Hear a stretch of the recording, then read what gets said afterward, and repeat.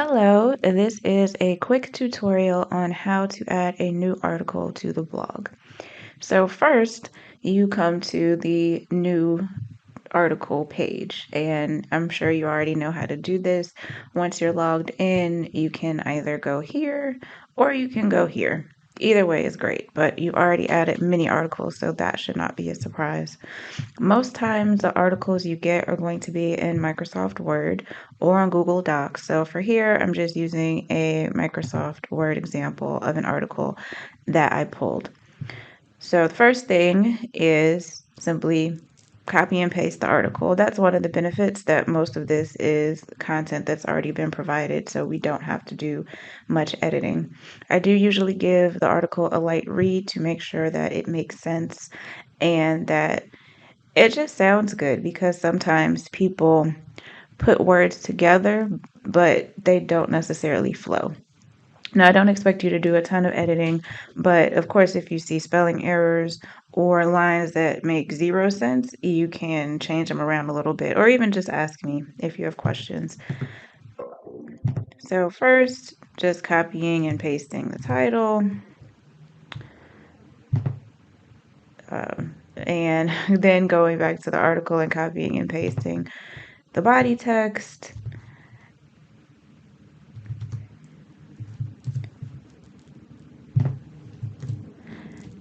And here you'll see that the headings are already set up for you. So the person that submitted this article had subheadings here that you'll see in bold, and they're already done for you. Now, many times you will not get that. You'll get something that when you copy and paste it, it looks like this. All of the text is the same size, same weight. When you get something that clearly has subheadings and it's not indicated when you copy and paste, you'll have to go in and change those to headings. So the easy way to do this is to highlight the text, go up here and click this little button it says change block type, and change to a heading. Now, if it's one heading, then usually heading 2 is fine. Sometimes people nest things, so it might say small business changes, and then up under here it'll say number 1, number 2, number 3. So for that, you'd move it down to heading 3, heading 4, etc. You shouldn't have to worry too much about that. Most times it'll just be simply heading 2 for all of the subheadings, as you see is here for all of them right now. So now I'll click back into document and make sure this area is together. The author is typically me. It could be Alan Brown. I haven't gotten an article from Alan in quite a while, but if he submits one and it's approved, then you have that. You know you, me. And guest posting, that's sometimes for articles that get put up that I agree to, but aren't 100% well written, and I don't want to go through and do a massive edit. Or like we've seen recently, posting something on a topic I don't typically post on, like ever. And so I would put that for guest posting. Might not run into that a lot, hopefully not. And then Ishmael, we recently had an article from him, so if you get something, you can just put his name here. And for default, you're welcome to put me or you, and it'll just populate at the bottom of the article if there's an author box, or at the top up under the article title, it'll just say article title by such and such person. Usually for publish immediately is fine. If you're doing a bunch of articles back to back to back, if you want, you can post date and say, okay, yeah, I want it today, but it's 9:13 a.m. here. Maybe I don't want to post it until 10 a.m. For category, it's whatever makes the most sense for the article. Most of them, as you've seen, are going to be small business tips. When I started the blog, I didn't realize I'd have so many different types of articles. Maybe one day they'll get categorized further. Not right now, though. So small business tips is fine. And then, of course, you'll be able to tell. So if it's a tech article, a resource, a money and finance, marketing or inspiration article, that's fine. The small business spotlight is a special segment that I do from time to time where I highlight a business. So that'll be self-explanatory if it comes. And then podcasts, I have a podcast. Sometimes I would post those articles. So those two categories you might not see very many of. For the featured image, sometimes people will give you an image to post up, and you've already uploaded several based on what people have given. So that's the same procedure for when you get an image. If someone does not give an image, then you can pick one based on the article. So this one, it was about standard operating procedures. I don't believe I have a standard operating procedure picture. So I put procedure, this picture seems fine. Oh, and look in the title, standard operating procedures. All right. So we can use that.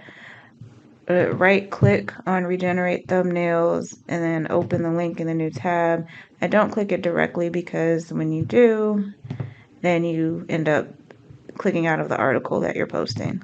And that's not good because then you may have to go back and do it again. So I hit select and that'll put the image here. I also usually put the image in between the first paragraph and the first subheading.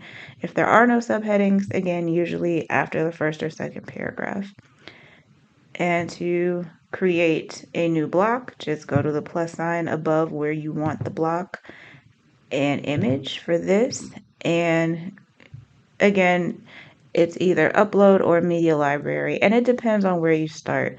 If you started over here in the document block and put the featured image first, then you can go to the media library and that image is already there.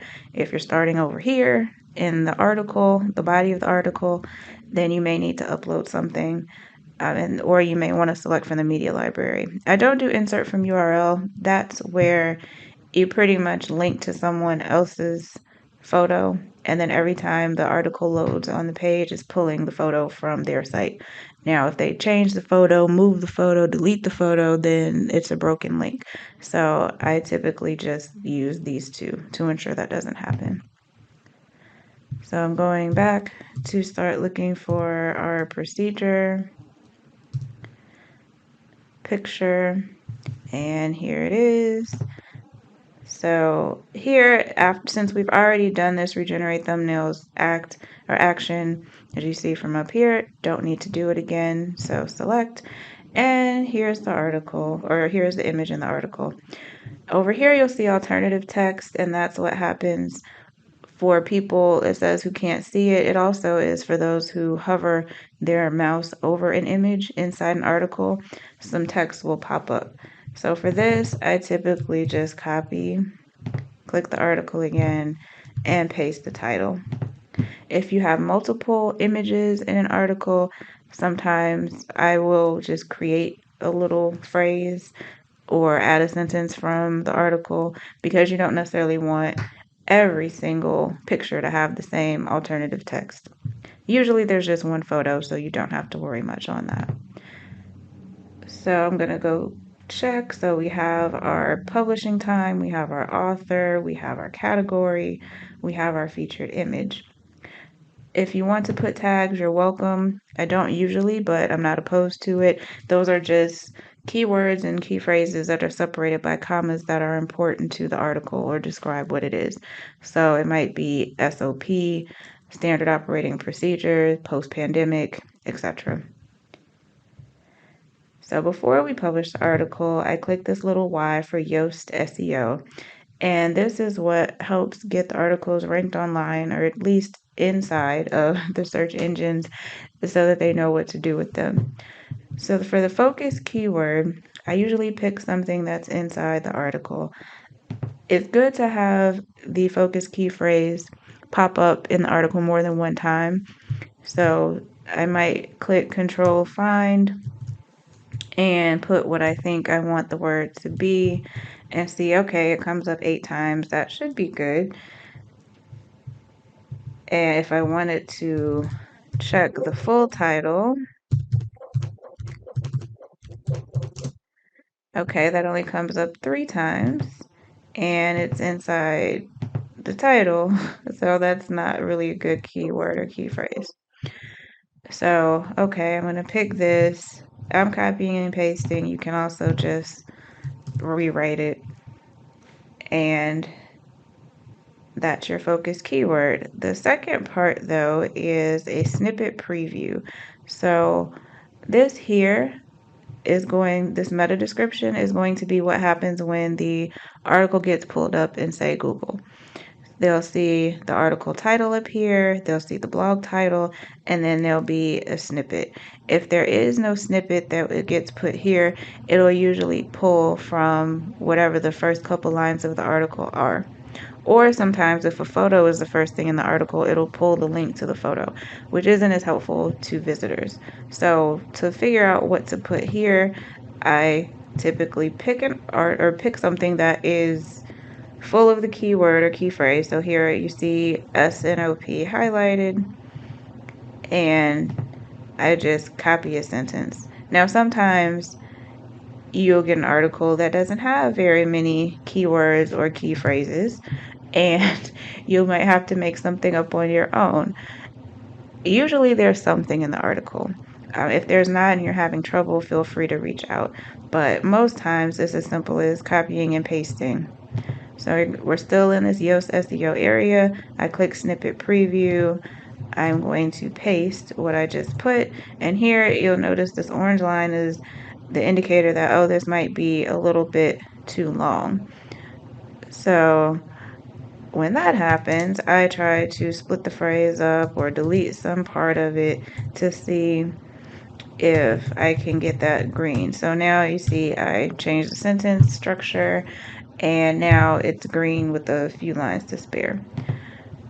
So I've got this down and closed. The slug area is going to be whatever the link to the article ends up being. You can leave this blank because WordPress will fill it out itself once the article is created. Now, just so you're aware, we have readability analysis, and it'll give you tips on how to make the article read easier or just flow better. I don't typically look at this other than to see what's going on because the articles are submitted by other people. If it's an easy fix, you're welcome to go in and say, oh, transition words, okay, maybe I'll make more of those, but you really don't have to. Sometimes this comes up as red, but again, someone else sent it to us. It wasn't us, so you don't have to feel bad if you get a red. And here with SNOP, I like to look and see, okay, well, why this is the key phrase. The SEO is saying that it's orange instead of green. It's not red, which is good.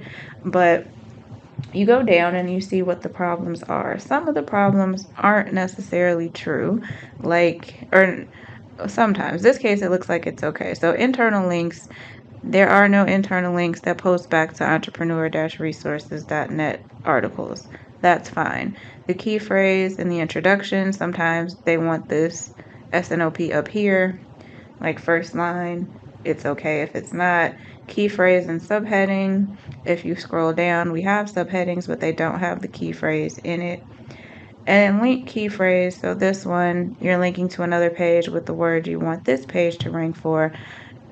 Typically, you don't do that because you want the article that you wrote to be the authority. In this case, we're posting someone else's content, so it's okay that it's going to another page that talks about this same subject. And key phrase in the title, same thing. Can you move it to the beginning? Well, no, this isn't an article we wrote, so we're not going to do that. And then they're saying the title is too short. So it's giving us the opportunity to make the title longer, and it tells you or gives you a link on what you can do to explore that or just some ideas. And then the good results, they're telling you everything that was done correctly. That got you a green. These over here are most important when you're the one writing the article. So if you do decide to contribute something, then pay attention to these indicators over here to see how to make the article as search engine optimization or SEO friendly as possible. Down here is cornerstone content. So those are articles that really speak to the blog. There are things that you want to be known for, articles you want to be known for, like, oh, this is the expert on whatever. We don't have to worry about that here, but I just want to let you know what it was in case you weren't aware. So I click back to this little gear symbol to go back to where we have our post settings. So we've already checked, but our final, we know that it's publishing immediately. The author, the permalink it's going to look like this as a number until the article is published. So you don't have to worry if that looks strange at first. We've picked a category, may or may not have added tags. I may as well now since I mentioned it to you. So we have post-pandemic, SNOP. Okay, I think I deleted post-pandemic. Okay, so maybe we're just getting one tag. They're disappearing, not sure why, but not going to worry about that. Got the featured image here, and replace images if you decide later, you know what, I don't like this image. I think a better one will fit. You can hit replace. It'll pop up the option to upload a new image or go to the media library and get one. Excerpt, don't worry about this because the blog is set to pull from the post anyway. Discussion, I leave this, allow comments, self-explanatory, people can comment, and then you can go in and moderate.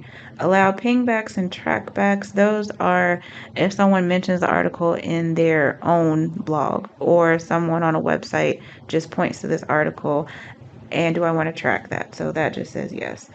The rest, you don't have to worry about ads or theme options, you don't have to worry about sidebars.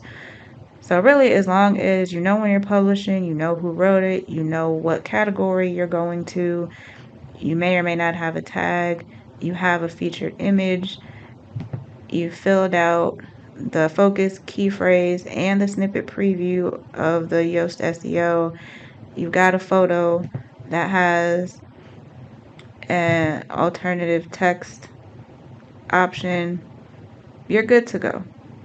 I went a little more in depth this time, but it doesn't take very long to post articles. The only time it may take a little extra time is if you find a poorly written article, if you have an article with 7 subheadings and they didn't make them headings, and then you have to go back in and make everything a heading. But other than that, it should be pretty quick. And if you have questions about anything I've just said or something I may not have explained, feel free to reach out.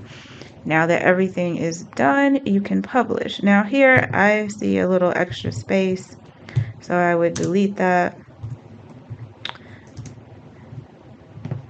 That's just me like looking at it and being like, oh, I see something, but it's not imperative unless the client comes back and says, why are there extra, or why is the link on a space? But anyway, once you have everything together, you look over the article, you're happy with it, you're ready to go, then you can hit publish. Oh, and then also the Yoast SEO piece is down here too. So if you don't want to click over here, you can just scroll down toward the bottom of the page and do the same thing. Edit the snippet, close the editor. It's all there. So whichever option you prefer. And now I want to publish. It'll ask, are you ready? And typically, yeah, you're ready because you've already done the checking. You hit publish and it's done.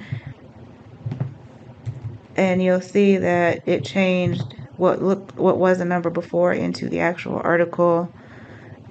Permalink is usually going to just be the title, which is helpful.